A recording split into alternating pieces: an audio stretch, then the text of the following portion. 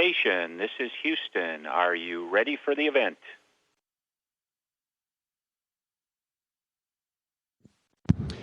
We are ready for the event. JSC PAO, this is Houston. Please call station for a voice check.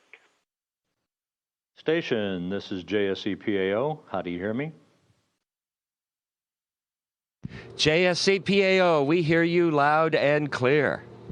Likewise, Don. A lot of questions from reporters here at JSC and on our phone bridge, so we'll start off with Robert Perlman. Hi, Robert Perlman with CollectSpace.com and Space.com. The three of you look great inside the Dragon. I wonder if you could describe your surroundings a little bit, and would you feel comfortable riding up in one of those on a future mission? Well, I spent quite a bit of time poking around in here this morning, just looking at the engineering and the layout, and I'm very pleased. It looks like it carries about as much cargo as I could put in my pickup truck, and it's roomier than a Soyuz, so flying up in a human-rated Dragon is not going to be an issue. And there was a great deal of excitement down here watching the berthing yesterday, the grapple and berthing. Can you describe the sense aboard the space station? Did you appreciate, or did you have a sense of the history that was being made as you brought Dragon on board the space station?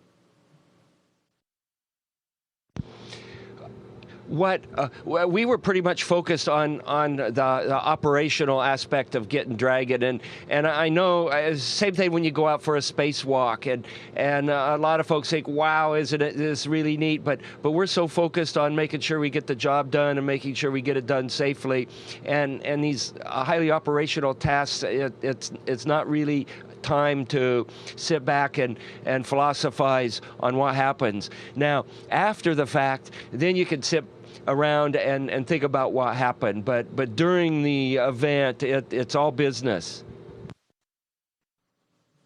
This is Philip Sloss with NASASpaceflight.com. This is for Don. You ended up doing the grapple yesterday on a night pass, and I think you said on the Space to Ground yesterday that all the robot arm lights were out. How challenging was the nighttime grapple for you? Actually, there's enough stray light reflecting from station, and with Dragon being snow white, the visibility was quite nice, and I would not have gone in and done the grapple if I couldn't have seen what I was doing. The visibility was good from the point of view of there weren't any shadows cast, which makes looking at the grapple fixture and the grapple fixture target easy to do. If we would have had all the lights from the arm on, I think the lighting might have actually been worse in terms of casting shadows and making things a little harder to see. And then, is there any robotics upcoming this week before you do the unberth? No robotics involving the crew. As you are aware, the robotic arm can be operated from the ground, and there's a lot of routine tasks that the flight controllers on the ground do with the arm, and this saves crew time so that we can concentrate on doing our payload scientific experiments and payload operations up here. And during the time that Dragon is docked, they've already walked. They're planning to walk the arm off, and they're going to translate the mobile the mobile transporter, and they're going to be doing a number of robotic operations, and everything will be put back to where it needs to be by the time we do the unberth and the release of Dragon. This is Douglas Robertson for NPR. This is a question for Andrew Kuipers. You posted a picture of you in a can of salmon certified sustainable by the Marine Stewardship Council. Why are MSC issued sustainably fished certification and sustainable fishing so important that you would talk about it from space? Yes, well, from space we all realize how limited and fragile our planet is. and to have sustainable use of all the resources of our planet is very important. And this can be with wood from the tropical forest, but also with fishing. It looks like a huge planet with a lot of ocean, but we also know that fish species are endangered because of overfishing. So sustainable fishing is very important for our planet, and I care a lot about this planet, and I hope to give it on to future generations who can also then enjoy the resource of our planet. And that's the reason why I think this is a good thing. Let's be careful with what we have. Did the MSC ask you to mention the sustainable fishing certification?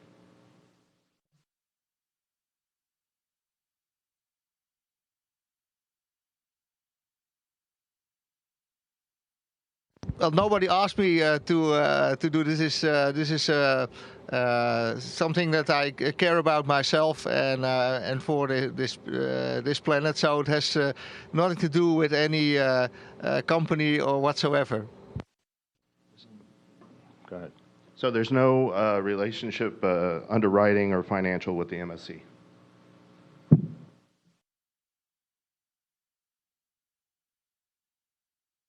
That's affirmative. That's affirmative. I am an ESA astronaut. I'm also, goodwill ambassador for the World Wildlife Fund. We had an event here on board for the 50-year celebration of that. But there is in such no link with any company or any commercial activity.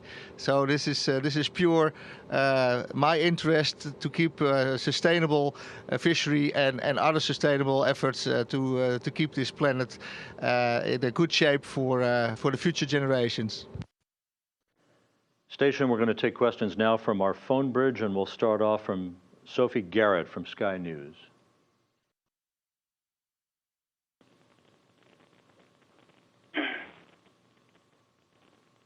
Hello from Sky News in London. Astronauts on board the International Space Station have been spending the day unpacking the latest batch of supplies. The unmanned cargo craft, which docked yesterday, is the first privately owned vessel to service the station and marks the beginning of a new era in space exploration. Well, hopefully, we can now go live to space and speak to 3 of the astronauts on board. Just be aware, I think there is quite a long delay on this. That isn't surprising. Good afternoon to you, gentlemen. Great to talk to you live on Sky News. Now tell us, touch and go as to whether this spacecraft would reach the station. Describe for us what it's like inside, and what are you most looking forward to getting your hands on?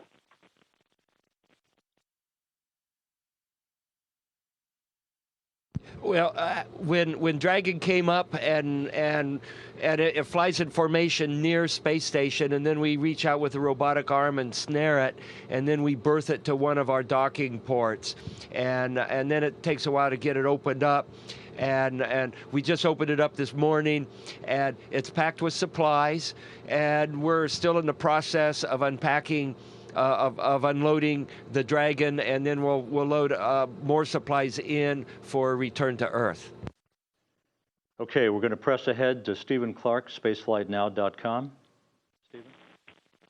Hi, thanks for the time, guys. A couple of questions. I guess, first of all, if one of you can discuss the importance of Dragon to the space station. We've heard a lot about the commercial aspect of this mission, but what does this mean for operations on ISS? Dragon is one of several ways we can get supplies up to the space station, and in addition to bringing crews up and down in Soyuz now, we need to bring supplies up to space station for our use. And then we need to be able to dispose of our trash, and more important, we need to be able to bring some of the scientific research experimental samples back down to Earth. And with the retirement of the shuttle, we've had very limited capability to do this. And one of the unique capabilities that Dragon offers is a way to get significant payload back down from space station. Okay, next is Charles Atkinson from Examiner.com. But they say that Good morning, Charles Atkinson, Examiner.com. For Don, can you describe for me Dragon supply unloading? And is there enough time on your timeline to unload and then load up during the next 4 days? The way that Actually, we're going to have plenty of time to get Dragon unloaded and then get it loaded back up. We've already pre-staged numerous bags for returning to Earth. So most of the things that we're planning to pack into Dragon have already been packed, so to speak, and we just have to move them into Dragon and strap them in. And the payload going out, there's about as much stuff in here as I could put in the back of my pickup truck, and I don't think there'll be any issue with the three of us working and getting this thing unloaded over the next few days. We're going on to Marcia Dunn of the Associated Press. Marcia? Yes, I'm here. I'm hoping you gentlemen can hear me. Dr. Pettit, for you and your crewmates, the heat of the moment is over. Yesterday was a success. Can you philosophize for me, please, right now on the historical significance of what you took part in yesterday?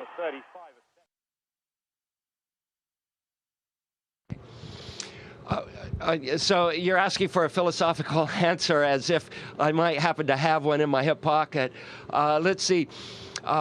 We all remember the completion of the Transcontinental Railroad, which opened up the frontier, the western frontier of the United States, and it was celebrated or commemorated by pounding in a golden spike.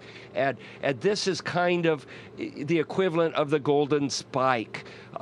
And one other interesting detail, nobody remembers who pounded that golden spike in. The important thing is to remember that the railroad was completed and was now open for use to help settle the western frontier. Next up, we'll talk to James Dean from Florida today. James? Thank you very much. Joe Acaba, I'd like to hear your first impressions of Dragon, and does its performance so far give you, and this could be asked to any of the other crewmates, more confidence about the potential for vehicles like Dragon to one day fly you and your crewmates? Well, I was very fortunate to get up here in time for the arrival of Dragon, and Don and Andre and the rest of the team had a great plan, so I was able to help where I could. And so in observing kind of as that third person, it was just phenomenal to watch the Dragon approach the space station and see these guys do their job in grappling it and now attaching it to the space station. And I have a lot of confidence in our future. This is a great first step to move us forward now with the commercialization of this. And like Don had said earlier, I think we would feel very comfortable in a human-rated vehicle just like this one. Next up, Linda Martell, Planetary Science Research. Good morning. Hello, everyone, and congratulations to you all on station and on planet. My question is for Don Pettit. During your inspections yesterday of the outside of the Dragon capsule, you found no micrometeorite damage.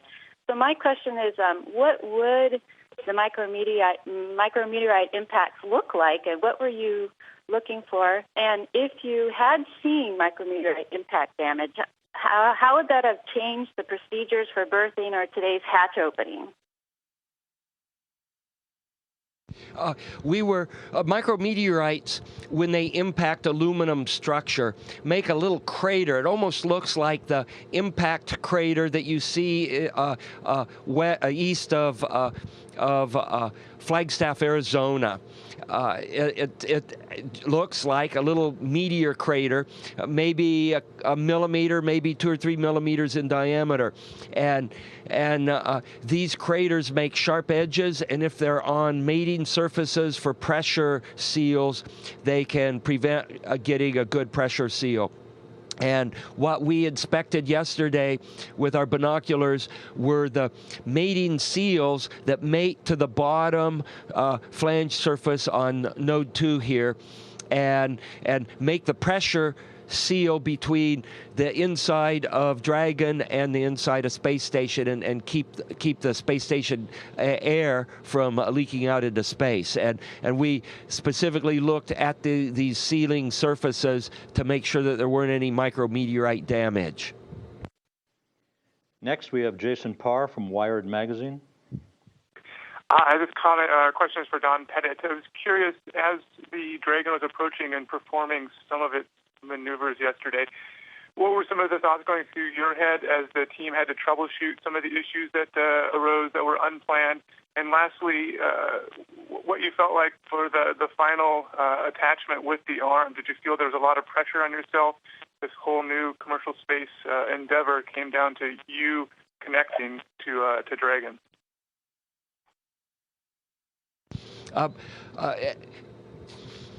We were pretty much focused on just getting our task done, and again, there's no time to philosophize when you're right in the middle of a critical operation like this.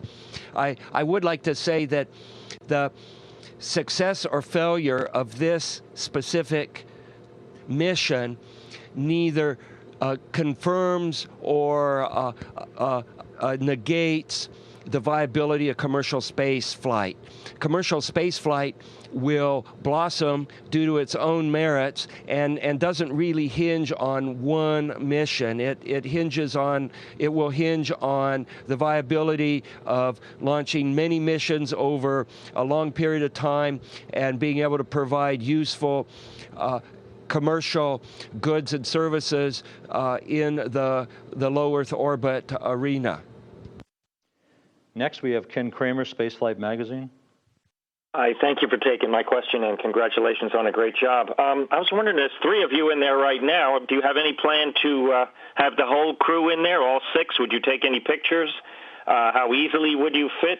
And how easily can you imagine that Dragon would be converted into a crewed vehicle? Thank you. Well, I think we've already had all six people in here for a real brief period of time. We haven't taken any pictures, and there's not enough room in here to hold a barn dance, but for transportation of crew up and down through Earth's atmosphere and into space, which is a rather short period of time, there's plenty of room in here for the envisioned crews. And we'll wrap up with Irene Klotz from Reuters.